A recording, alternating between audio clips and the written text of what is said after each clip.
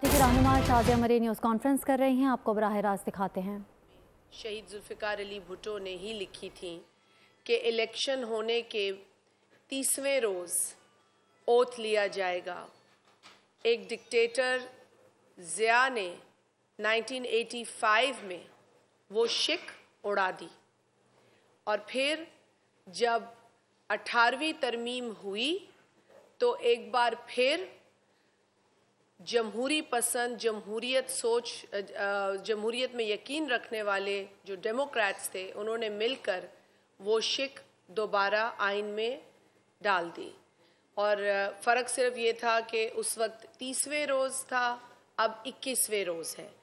लेकिन सिर्फ आपको समझाने की बात यह है कि जब जब डिक्टेटर्स या आमिराना सोच को मौका मिला, उन्होंने इस आइन से वो शिकें निकाली हैं जिससे कि इस मुल्क के जमहूरी इदारे मजबूत होते हैं।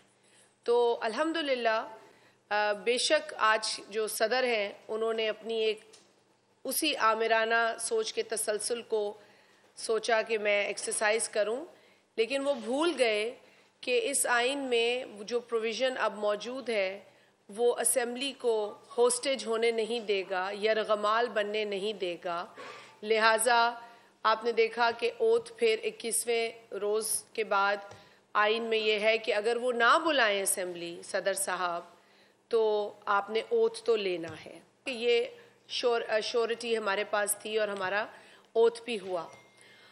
उसके बाद आ जाते हैं कि जी प्राइम मिनिस्टर साहब का इलेक्शन हुआ।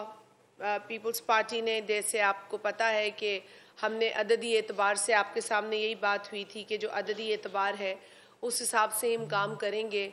और हम समझते हैं कि जो जमातें हैं जिनके पास ज़्यादा नंबर्स हैं वो इस ओहदे पर बैठ सकती हैं।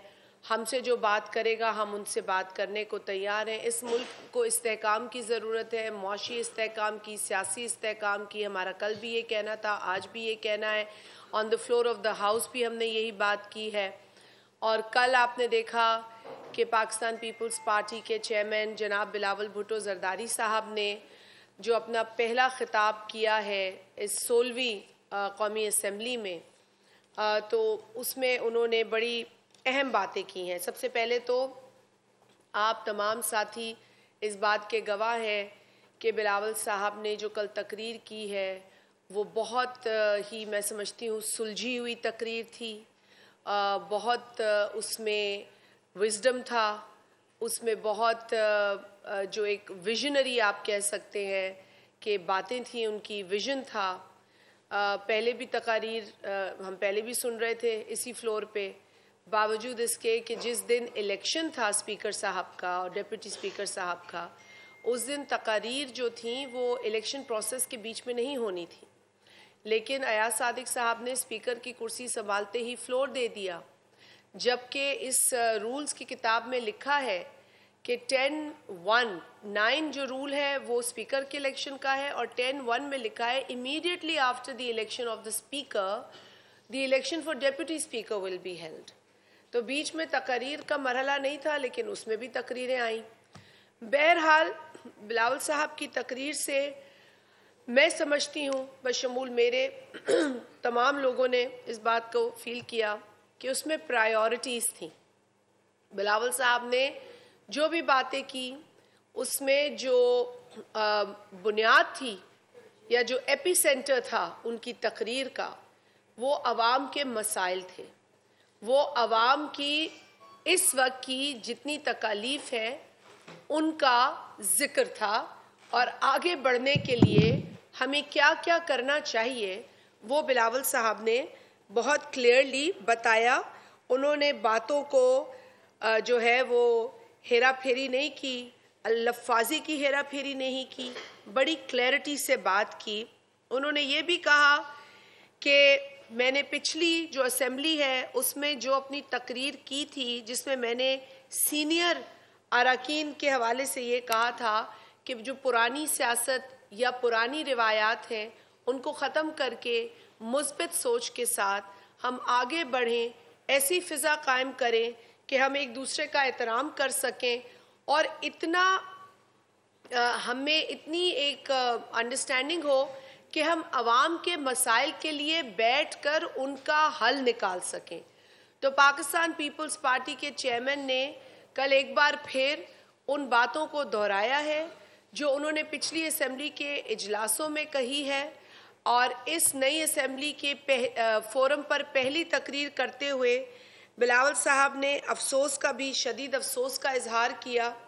انہوں نے کہا کہ جس وقت پہلے تقاریر ہوئی ہیں ان سے قبل, جو کہ پرائم منسٹر کی تقریر تھی ان کے الیکشن کے بعد, اور پھر قائد حزب اختلاف کی تقریر تھی, ان دونوں تقاریر کو ہم سن نہیں پائے کیونکہ قومی اسمبلی کے فلور پر بہت شور و غل تھا, بہت ڈسٹربنس تھی, اور دونوں جانب سے ہونے والی باتیں جب عوام نے نہ سنی ہوں تو عوام کو بھی تشویش ہوتی ہے کہ یہ کس وجہ سے قومی اسمبلی میں بیٹھے ہیں.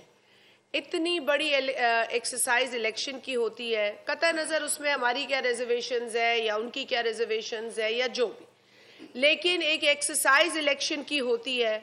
اس ایکسرسائز کے بعد ہم اوتھ لینے کے لیے منتظر ہوتے ہیں. آئین کے مطابق ہم انتظار ہی کرتے رہے کہ صدر صاحب ڈیٹ کو اناؤنس کرے, لیکن بالآخر ڈیٹ جب اناؤنس ہوتی ہے آٹومیٹکلی آئین میں جو درج ہے ہم اوتھ لیتے ہیں. پھر وہاں پر بھی ہم شور و غل دیکھتے ہیں. ٹھیک ہے, احتجاج آپ کا حق ہے, کسی نے کسی کو احتجاج سے نہ روکا ہے نہ روکنا چاہیے. پیپلز پارٹی تو احتجاج پہ یقین رکھتی ہے, آئینی اور قانونی دائروں میں رہ کر ہم اپنا احتجاج کر سکتے ہیں اور اس کا ہمیں حق ہے. لیکن اسمبلی کے فلور کو جس طریقے سے اس کی توہین کی جا رہی ہے وہ قابل افسوس ہے. کل بلاول صاحب کی بات میں بہت زیادہ جو اہمیت آپ نے دیکھی ہوگی کہ انہوں نے دونوں تقاریر کو وزن دیا. انہوں نے کہا کہ جی ہمیں تو پرائم منسٹر کی تقریر بھی سننی تھی, ہمیں قائد حزب اختلاف کی تقریر بھی سننی تھی, لیکن جو اراکین تھے دونوں جانب سے انہوں نے اتنا ماحول جو ہے وہ اپنے نعروں سے اور شور و غل سے خراب کر دیا کہ ہم کچھ نہ سن پائے. تو یہ ماحول جو ہے یہ ہمیں ایسے عوامی فورمز پر ڈسکریج کرنے کی ضرورت ہے.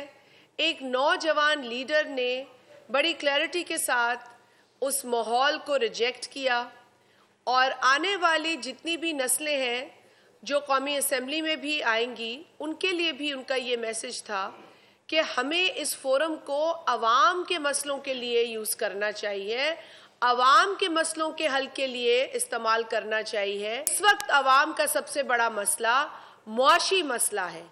انہوں نے پاکستان پیپلز پارٹی کے جو عوامی معاشی معاہدہ ہے اس کے نکات آپ کے ساتھ شیئر کیے فلور آف دا ہاؤس. انہوں نے بتایا کہ کچھ سال پہلے تک جو قیمتیں کھانے پینے کی اشیاء تھیں اس کی قیمتوں میں کتنا زیادہ اضافہ ہو چکا ہے. آج لوگوں کو جو خاص طور پر ایک ایسے طبقے سے تعلق رکھتے ہیں جہاں پہلے ہی ان کے لیے مہنگائی بہت عذاب ہے, اس طبقے میں ایک تشویش ہے, بلکہ متوسط طبقے میں بھی اب ایک تشویش ہے کہ ہم کس طریقے سے اپنا گزر بسر کریں گے, ہم کیسے اپنی پرائیورٹیز کو سیٹ کریں گے.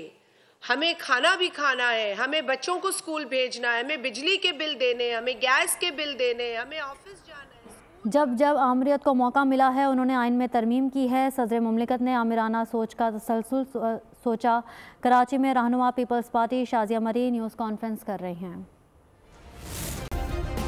سبسکرائب کریں اور بیل دبائیں تاکہ کوئی خبر رہ نہ جائے.